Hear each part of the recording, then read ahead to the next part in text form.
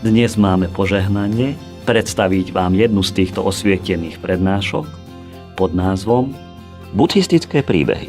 Úžasná mníška. 3. časť z 5. v relácii medzi majsterkou a žiakmi.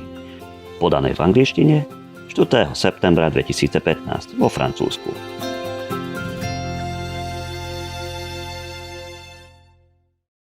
The following contains content not suitable for children under 18. Parental discretion is advised.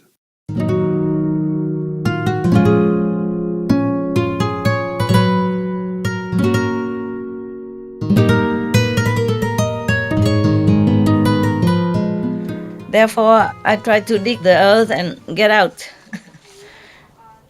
I did get out. But I sat there next to the tomb and cried again. My God, what a life, huh? Okay.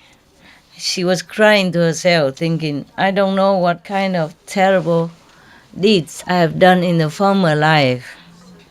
That in this lifetime, I had to encounter so many disasters, pain, sorrow, and suffering, thirst.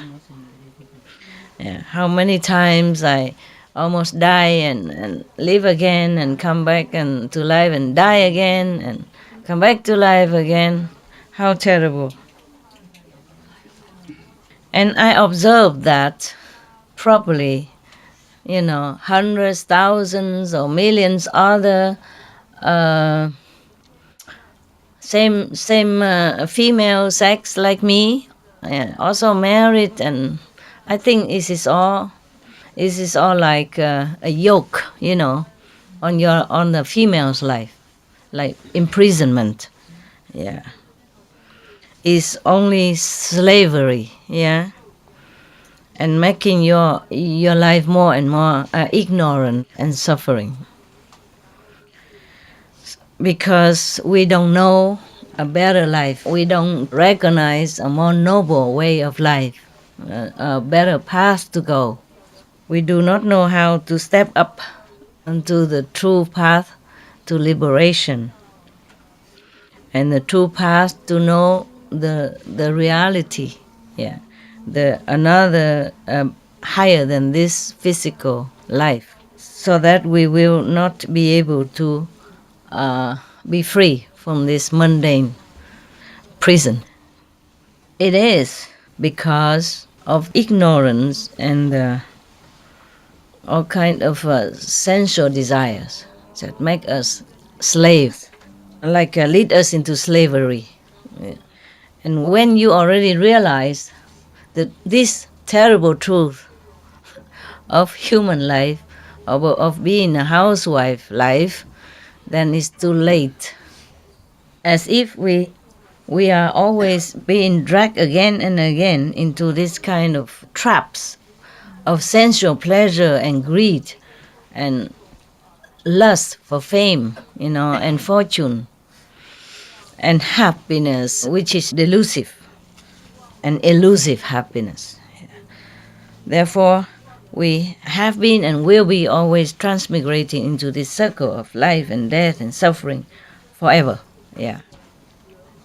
Now I just suddenly remember when she was crying like that. Then she suddenly remembered that one time there was a person from the family of Shaka, the Buddha. Yeah, he has become a monk, renounced the world to practice the truth, and now he has already attained Buddhahood.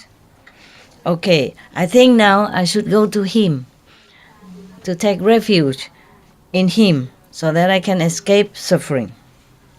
So I got up, keep walking. But my body is full of pain, and my stomach is also very, very hungry and thirsty. And it's a long, long way to where the Buddha is, and it was a very dangerous way, dangerous journey for a woman alone, hungry, thirsty. But I did not mind. I was determined to go to find the Buddha, to liberate me, to help me. I keep walking and asking the way until I found myself in the forest Ki Huan. Yeah, At that time, it's already dark. The night fell. But from long way, I have seen the Buddha already. I have seen him bright as a mountain of gold. Yeah, a very dignified, very majestic, but full of compassion and mercy. He is truly an extraordinary being. He's not from this world. Yes. He's definitely able to liberate heaven beings as well as human beings. So at that time, I was beyond joy. And I knelt down on the road and looking toward his direction and prayed to be liberated. And then the Buddha came to me. At that time, I was kneeling on the ground. My body has nothing to cover. I feel so ashamed. I have to try to cover myself with my hands. Yeah. The Buddha asked Anand, a reverend, to bring me a clothes to wear, a piece of clothes. And then I went to the Buddha and prostrate at his feet, and then tell him everything about my life up to now, and beg him to let me become his non-disciple. Yeah. And then the Buddha asked Anand to bring me to the nun, Great Compassionate Way, that's her name. I translate it like that, to teach me. Yeah. And then she give me the bhikkhuni, the nuns' precepts, yeah, and make me become a priestess. And then she teach me the Four Noble Truths, yeah, how to escape suffering and birth and death, transmigration and all that. Yes. I was very diligent in my practice and keeping my precepts as a nun. Not very long, I truly understood, truly realized that the life is truly a suffering, and the Buddha's teaching and the enlightened saint's teaching is truly a path to liberation. And then I could even understand my past lives, and I can see my future lives.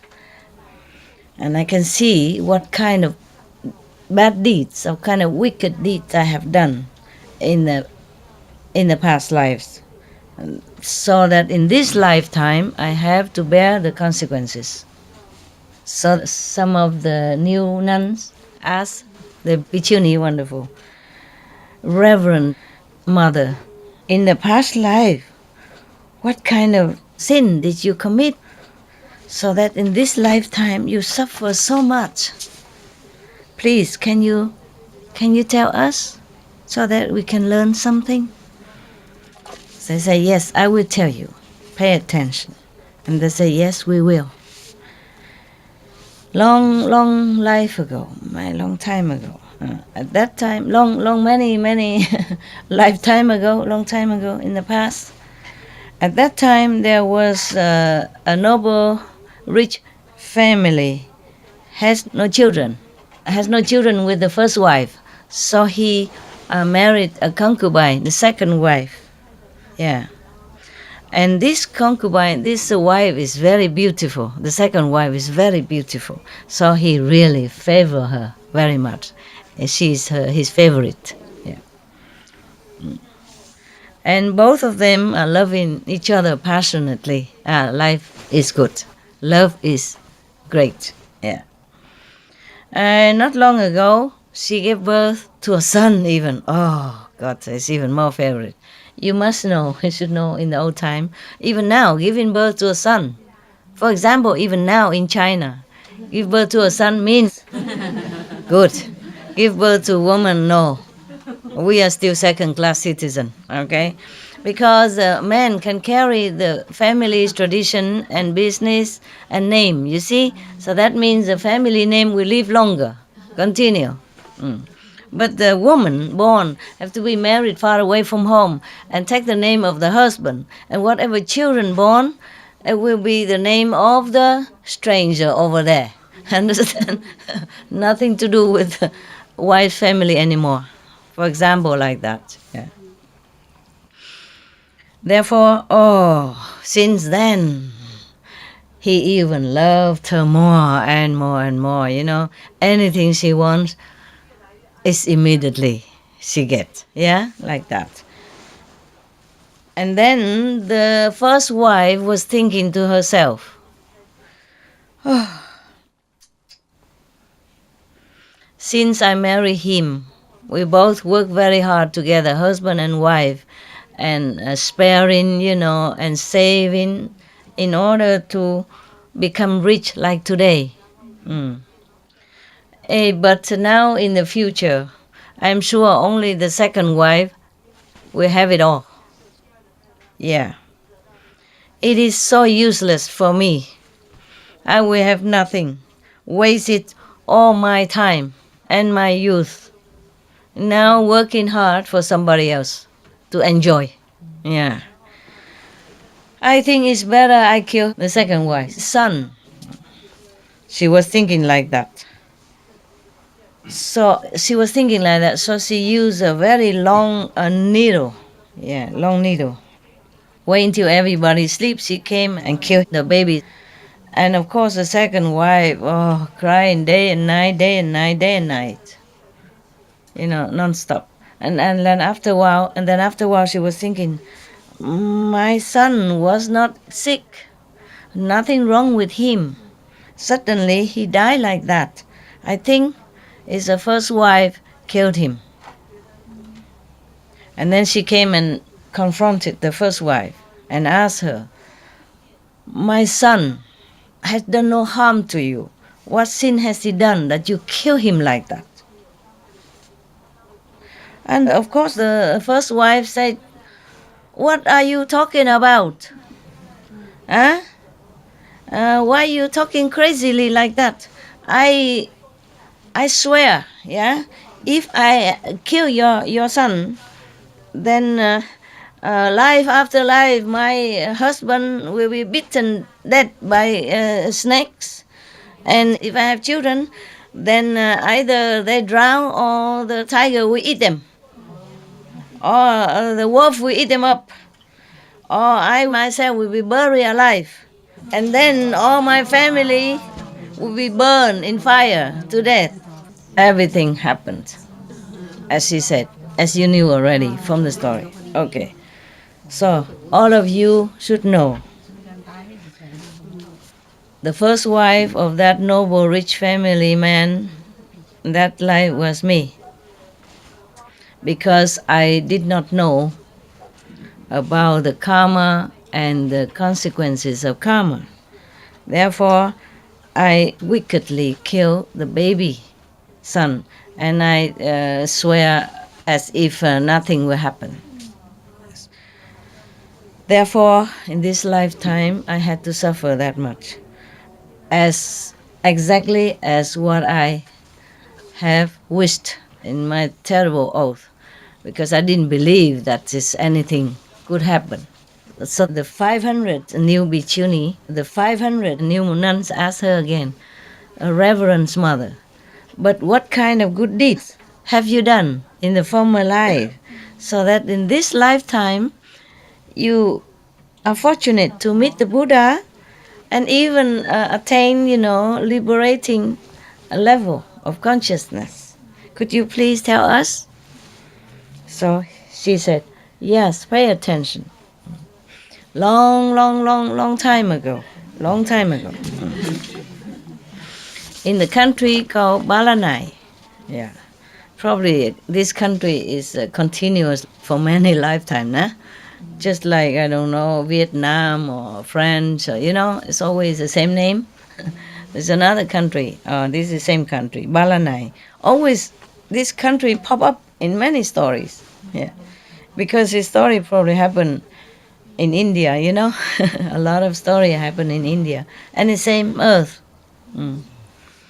So that means our earth exists long time ago. And humans has exist long time, aeons ago before us. and maybe the planet was destroyed or uninhabitable, like the Mars right now, for example, like that. Yeah, and then we revive again. Some humans survive somewhere, and then regroup and rebirth and resource again. Huh? Yeah, make country again, make human again, make babies again, and life bloom again. Yeah. In that country, Balanai, there was a mountain. Yeah. Named Fairy Mountain. Yeah. Or Heaven Mountain. Yes. In that mountain and forest, there are many of Patakya Buddhas and many lesser saints and many other saintly beings, yeah, even though not Buddha, but also practice there, and saintly people, yes. At that time, there was a Pratyekya Buddha who went to the city for alms, begging for food, yes. And there was a lady from a noble family, yes, very happily making offering to this Pratyekya Buddha, yes. Because of her sincerity and happiness, truly sincere to make offer to him, he saw his real status. So he fly in the sky and demonstrate 18 of his magical power for her to see. Yeah. Because of that, she was so awed, and then she knelt down on the ground and looking up to him, prayed thus: I prostrate in front of the great reverence. Saint, please, in the future, help me to be able to attain such a spiritual level as yours right now. Yes. You all should know that noble family lady, noble and rich, family lady at that time, it was one of my incarnation. Yeah, because I was so sincere and respectfully make offering to this saintly being, and then I vow, I pray to attain a high spiritual level like he did. Therefore, today I have this opportunity to meet the Buddha and attain Arhat. Even though now I already attained sainthood, but my body is still having pain and aches very, very frequently from my head until my toes, as if a needle has been thrust into my head from my head to my foot. It's painful, as if that needle even went through my bones. You see that? She's saying to them, you see that? The sin, no matter how long, how immeasurable time passed, you still had to bear it. Even then, I'm already an Arhat. There are two different things. Merit, you can enjoy. But sin, you must still pay, endure. Yes, that's what it is. Because nothing has been done will be erased or deleted. Never. 500 young bhikkhuni, young nuns, hearing thus, everybody was shaken with fear, tremble. And then they observe within themselves about the root of sexual desire and sensual pleasure and worldly greed and longing for worldly satisfaction, as if it's a big bonfire. And then suddenly all their desire for sensual pleasure and worldly attainment finished. Cut off. Yeah. And then they observe all mundane pleasure and suffering as if it's a prison. Therefore, their karma also cut off. And then in their heart, in their mind, everything is clear. And then they understood the truth, the true insight. Maybe she initiated them, and they saw the light. And then they became arhat immediately over there. Because there's such a shaken fear within them. Therefore, they concentrated. The mind cannot disturb them anymore. So fearful of all these consequences from bad karma that their mind became still, so they can focus, on the initiation time. Maybe that's why they became arhat. Destroy all many lifetime, many aeons of karmic hindrance and retributions.